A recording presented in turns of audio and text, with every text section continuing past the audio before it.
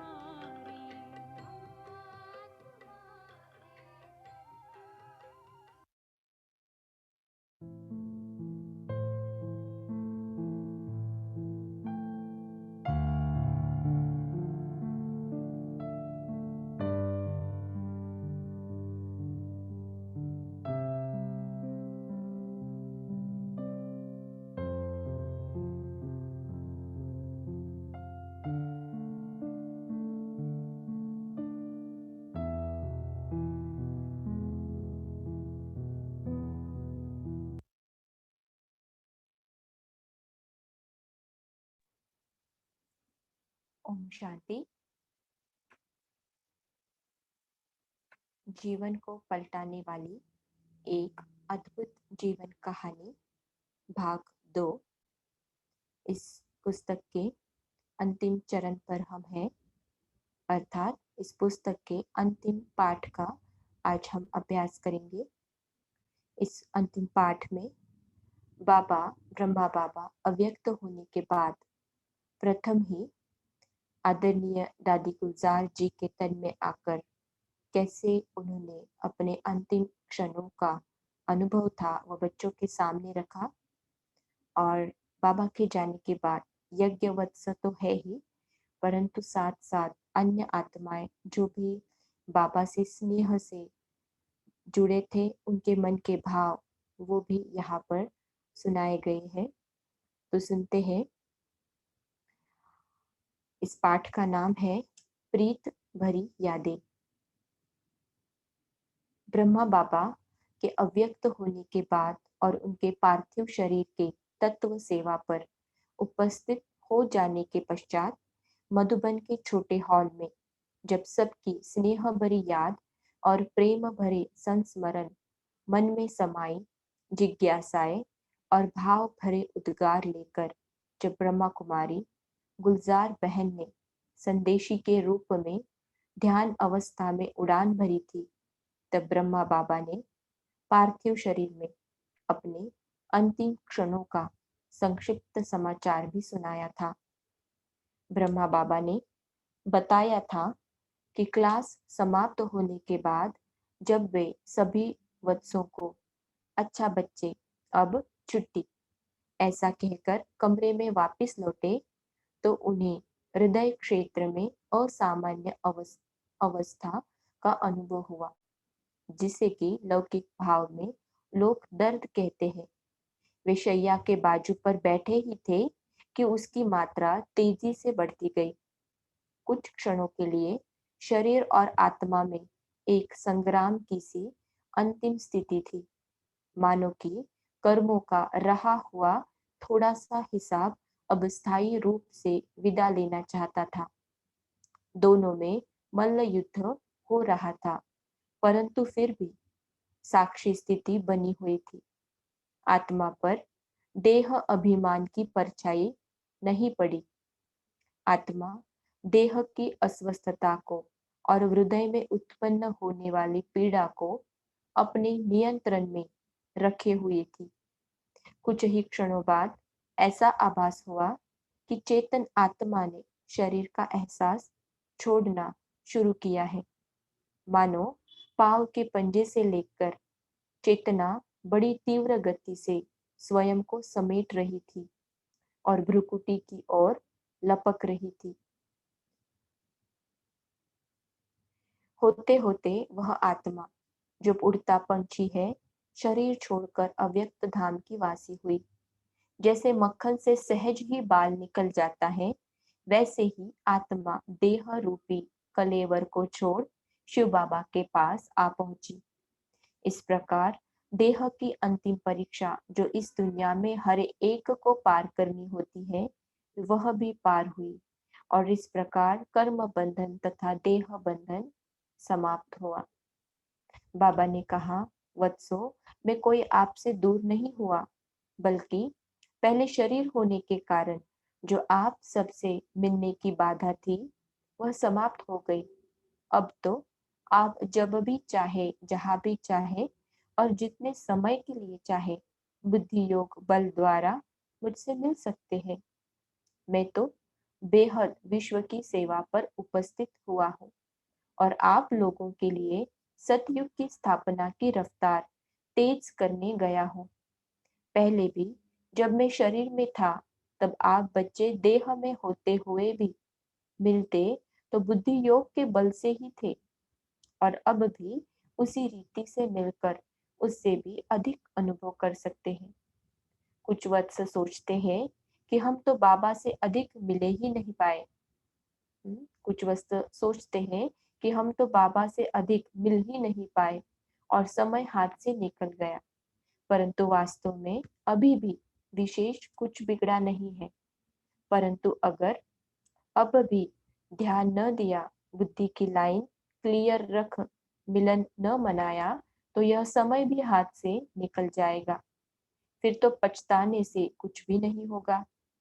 अभी तो विश्व ड्रामा प्लान अनुसार आप वत्सों की अवस्था को अधिक सूक्ष्म बनाने के लिए बाबा सूक्ष्म लोक के वासी हुए हैं। सूक्ष्म तो होना है, सूक्ष्म तो होना है ना, या अव्यक्त ही बने रहना अधिक पसंद है? तो अब अव्यक्त को व्यक्त में लाने की बजाय आप भी अव्यक्त स्थिति में स्थित होकर अव्यक्त मिलन मनाने का अभ्यास करो। बाबा आपके साथ है। साथ कोई छोटा नहीं है, बल्कि बाबा परम धाम का दरवाजा खोलने की तैयारी करने गए हैं। इस प्रकार बाबा ने इस सारे वृत्तांत के पीछे के रहस्य को स्पष्ट भी किया और साथ साथ स्नेह की अभिव्यक्ति भी की, जिससे कि सबके मन को बाबा ने दिव्य रूप में केवल ढाढ़स ही नहीं दी, बिल्कुल, बल्कि उनकी योग की स्थिति को ऊंचा उठाया और उन्हें अव्यक्त स्थिति में स्थित होने की प्रबल प्रेरणा दी। सभी के मन इस पर सभी के मन पर इस अनुभूति की छाप लग गई कि अव्यक्त रूप में बाबा हम सब के साथ हैं। आज भी यज्ञ का हरेक वत्स यह अनुभव करता है कि बाबा उसके साथ है। यह कथन मात्र नहीं, बल्कि व्यक्तिगत रूप से प्रायः हरेक की अनुभूति है। परंतु अव्यक्त मिलन मनाने के साथ साथ बाबा के व्यक्त काल के चरित्रों का भी गायन हर वत्स करता रहता। बाबा ने हर एक वत्स में एक ऐसी तो नई रूह फूंक दी थी कि उस नई उमंग और नए उत्साह में और इस नए मिले जीवन में हर वत्स के मुख से वाह बाबा वाह ये बोल निकलते रहे, जिसके द्वारा परमपिता परमात्मा शिव से मिलन हुआ और जिसने ही मरुस्थल की तपी हुई मरु के जैसे जीवन को ज्ञान की बरसात से शीतल बनाया, उसे भला भुलाया ही कैसे जा सकता है। इस प्रकार सबके मन में बाबा की याद बनी हुई थी। भले ही बाबा ने यह कह दिया था, न बिसरो न याद रहो, परंतु बाबा के कर्तव्य इतने महान थे और बाबा ने हर एक आत्मा को ऐसा अतीन्द्रिय सुख के झूले में झुलाया था कि बाबा की वह याद भूले नहीं भूलती थी। इसीलिए एक वत्स ने तो अपने इस अनुभव को इस आलाप में कह दिया कि संगम युग में बाबा महिमा तुम्हारी गाओ, तूने बनाया जीवन कैसे भला भुलाओ। संगम युग में बाबा महिमा तुम्हारी गाओ। दूसरे एक ब्रह्मावत्स ने अव्यक्त अनुभव करते हुए इन छंदों में अपने भाव व्यक्त किए। यद्यपि उन्होंने साकार रूप में बाबा को नहीं देखा, तथापि अंतर चक्षु से तथा योग युक्त स्थिति से उन्होंने भी उस अलौकिक प्यार का अनुभव किया और उन्होंने कहा, बाप दादा मुझे तेरी याद आए, जब आओ मधु जब आओ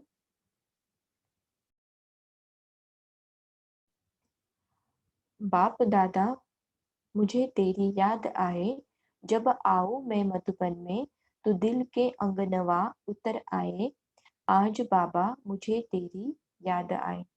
न केवल वे वत्स ही बाबा की इस प्रकार की यादों में रमे रहते, बल्कि जिन्होंने उनके द्वारा कोई अधिक ईश्वरीय ज्ञान नहीं लिया था और वे यज्ञ के वेतनधारी कर्मचारी थे, वे भी भाव विभोर होकर बाबा के गुण वर्णन करते।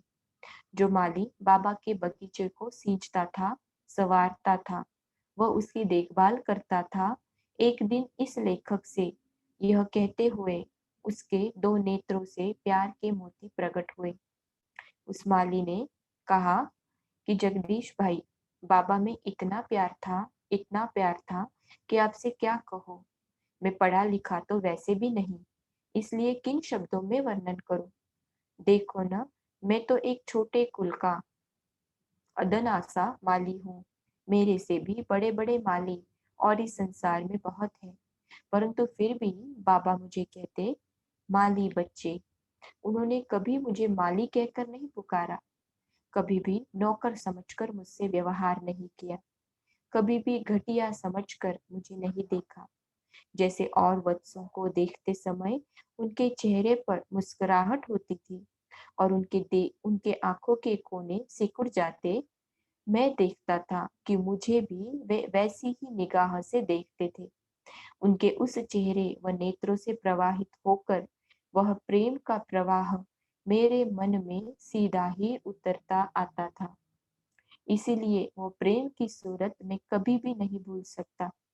ऐसा कहते कहते तब उसकी आंखों में रुके हुए प्रेम के आंसू फूट पड़ते थे और वो बुजुर्ग एक मासूम बच्चे की तरह प्रेम की कसक से चिल्ला पड़ता था। मुझ में भी तब उसे ढाढ़स बांधने की हिम्मत नहीं रहती थी। सोचने पर भी मेरे लबों पर कोई ऐसे शब्द नहीं आए, बल्कि उसके बरसते नैनों ने मेरे नैनों को भी प्रभावित किया। यद्यपि मुझ में कोई विचोह का भाव नहीं था, परंतु दो प्रेम की दीप शिखा उस समय तेजी से जल उठते थे और कुछ समय के लिए मन तो भावों के बहाव में बह रहते थे, परंतु ओठ मुख मुद्रा में और शरीर वृक्ष के तनों की तरह खड़े थे। कुछ ही देर में स्वयं को संभालते हुए उस माली ने बाबा की कुटिया की ओर इशारा करते हुए फिर कहा कि जगदीश भाई, इस समय कुटिया में बाबा बच्चों से मिला करते। जगह जगह से लोग उन्हें अपने दिल का हाल बताने यहाँ आते। अवश्य ही वे कुछ ऐसी बातें भी कहते होंगे जो उनकी निजी होती और जिससे वो बाबा के सिवाय किसी और को बताना न चाहते हो। मैं उस कुटिया के निकट ही पौधों की क्यारियों की गुड़ाई कर रहा होता या उन्हें पानी से सींच रहा होता, परंतु कभी बाबा ने मुझे वहां से हट जाने के लिए नहीं कहा। यह सोचकर मेरे शरीर में कोई अजीब सी रौ सी दौड़ जाती है कि बाबा मुझ पर इतना विश्वास रखते थे। कभी भी तो वे कह भी देते कि यह तो घर का बच्चा है, और ऐसे कहते हुए उनके चेहरे को देखते ही बनता। तब इस मधुबन के देवता को देखते हुए मेरा सिर झुक जाता और हृदय प्यार से भर जाता। मैं चुप खड़ा सुनता रहता, परंतु मेरा मन चुप नहीं था। वो बोल भी रहा था कि इंसान बिल्कुल ठीक कह रहा है। बाबा ने अपना रंग इस पर भी छोड़ा है, परंतु मैं चुप ही रहना चाहता था, क्योंकि मन को यह तान अच्छी लग रही थी। माली से भी रहा नहीं गया। वो फिर बोला, जगदीश भाई, मैंने माली का काम और कई जगह भी किया। मेरे बुजुर्ग भी यहाँ काम किया करते थे, लेकिन बाबा की फूलों से बेहद मोहब्बत थी। जिस प्रेम से वे फूलों को देखते, मुझे केवल यह नहीं महसूस होता कि वे मेरे काम की कद्र करते हैं, बल्कि ऐसा लगता कि वे मेरे बच्चों से प्रेम कर रहे हैं, गोया मुझसे प्रेम कर रहे हैं। शायद सच तो यह है कि बाबा को इन फूलों में सब बच्चे दिखाई देते। जगदीश भाई, जब मैं बाबा के पास रोज प्रातः फूल ले जाता, तब वे मेरे दिन भर के सबसे बढ़िया क्षण होते। बाबा जिस तरह से उन फूलों को अपने हाथ में लेते और उनकी सुगंधि सेवन करते और फिर मेरी ओर देखते, वह दृश्य देखते ही बनता। इस प्रकार कहते कहते वह फिर रुक गया, जैसे कि उसके मानस पट पर वह चित्र उभर आया हो, और फिर सिसक सिसक कर बोला, अब मुझे माली बच्चे कहकर कौन पुकारेगा। बाबा की उस कुटी और बगीचे के साथ तो बहुत ही यादें जुड़ी हुई है। न जाने कितनी आत्माओं को बाबा ने नेकी की राह दिखाई थी, रूह को राहत दी थी, और बगीचे के फल और फूल देते हुए उनको प्यार और दुलार दी थी, और कुटिया के सामने लगे हुए झूलों में बिठाकर उन्हें ज्ञान और योग में एवं शांति और आनंद में झुलाया था। इस प्रकार जो राज माना मैसन उन दिनों शिक्षिकाओं के हॉस्टल के निर्माण कार्य में लगा हुआ था, वो भी अपने संस्मरण सुनाते हुए उन यादों में खो जाता था, जिन हाथों से उसने उस हॉस्टल की दीवारों की चिनाई की थी उन्हीं से जब वह बाबा के भव देह की अंतिम क्रिया के लिए स्थल निर्मित कर रहा था, तब उसके मन का अजीब हाल था। बाबा के अव्यक्त होने पर सब जगह जगह से वहां बहुत से भाई बहन पधारे। तब वह भी उनके बीच खड़ा हुआ था। अलग नहीं लग रहा था। उसके चेहरे से लगता था कि वह इस सोच में है कि ये क्या हो गया। एक दिन जब उससे रहा नहीं गया, तब वह इस लेखक से बोला, जगदीश भाई, बाबा मुझे अब भी मिलना करते हैं। आज सुबह जब मेरी जाग खुली, तब भी मैं उनसे मिला था। जैसे पहले वे मेरे साथ चलकर निर्देश देते हुए कहते, गलबा बच्चे, इस जगह यह बनाना है, इस स्थान को ऐसे ठीक करना है। और ऐसा कहते हुए उनके शब्दों में अपनापन, प्यार और विश्वास झलकता था कि बस उन्होंने जो कहा, मानो अब वो हुआ ही पड़ा है। वे इस प्रकार सदा मुझे गलबा बच्चे कहकर पुकारते और उनसे मुझे सदा ऐसा अनुभव होता कि जैसे वो मेरे माता पिता है और मैं उनका एक छोटा बच्चा हूँ। बस मन में एक ही चाह रहती कि बाबा जो कहे मैं वो करके दिखाऊं। उनको देखने से मेरी सारी थकान उतर जाती और ऐसे लगता कि उनके संरक्षण का हाथ मेरे सिर पर है। अपनी राजस्थानी बोली में अधिकतर हिंदी के शब्द प्रयोग करते हुए वह जब बाबा के बारे में मैं कुछ कहता, तो ऐसा मालूम होता कि अब भी उसके हृदय के फ्रेम में बाबा का चित्र जड़ा हुआ है और वह उस देवता को प्रसन्न करने के लिए सदा तैयार है। किस किस के मन के वृत्तांत सुनाए। मानवों के हृदय की बात तो एक और रही। जो अन्य प्राणी बाबा के सामने आए, वे भी उनके प्यार से पल्लवित हुए बिना न रहे।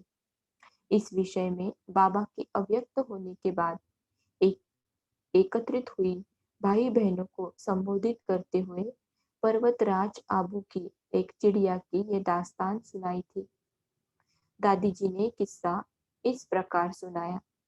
दादी ने कहा कि प्रतिदिन प्रातः जब बाबा क्लास करा करा लेते और उसके बाद सभी बच्चों को स्नेह से अपने कोमल व कमल हस्तों से मुस्कुराते हंसाते टोली दे देते, तब कुछ दिनों से लगातार निश्चित समय पर एक चिड़िया आ जाती। तब बाबा कहते, देखो यह बच्ची भी आ गई। फिर वे उसे मुखातिब करके कहते, आओ बच्ची। वह उड़कर इधर उधर अपना नाच दिखाती और राग अलापते बाबा के हाथ से टोली लेकर उड़ जाती।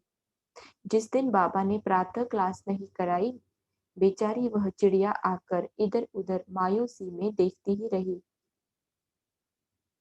मानो उसकी कोई अनमोल चीज खो गई हो जिसे वह ढूंढना चाहती हो। बाबा के अव्यक्त होने के बाद भी जब बाबा की स्थूल देह उस छोटे हॉल में धरा को अपनी शैया बनाए हुए थी, तब भी वह चिड़िया पूर्व की न्याय वहां आती और मानो बाबा के मुखारविंद को निहार कर चली जाती। उन दिनों उसकी चहचहाट से ऐसा लगता कि जैसे वह कह रही हो कि अब मुझे ऐसा प्यार कौन करेगा, वो स्नेह भरी टोली कौन देगा। अब मैं अपने नाज किसको दिखाऊंगी और अपने साज किसके आगे बजाऊंगी और परवाज करके किस हाथों पर मधुर मिष्टान पाऊंगी। 3 दिन तक अब मैं क्या करूं, अब मैं क्या करूं, मैं कहाँ जाऊं, मैं कहाँ जाऊं, मेरा तो संसार लुट गया, मानो वो ऐसा कहती रहती थी। इस प्रकार अब ये दृश्य भी समय का पर्दा गिरने से अतीत में विलीन हो गया। अब जगह जगह से आए हुए बहन भाई वापस अपने अपने स्थान पर जाने लगे, परंतु सबके मन की एक ही आवाज थी। उन्हें एक ही लगन थी। उनकी एक ही धुन थी कि अब हम जाकर जन जन को शिव बाबा का संदेश सुनाएंगे। वे सब जा तो रहे थे, परंतु मन ही मन वे यही गीत गा रहे थे कि बाबा तुम्हारी शिक्षाएं सदा है संग हमारे, चलते रहेंगे जीवन भर तेरी श्रीमत के सहारे। बाबा तुम्हारी शिक्षाएं सदा है संग हमारे। तो जीवन को पलटाने वाली एक अद्भुत जीवन कहानी भाग 2 का ये लास्ट का चैप्टर था, 24वां चैप्टर। अच्छा, ओम शांति।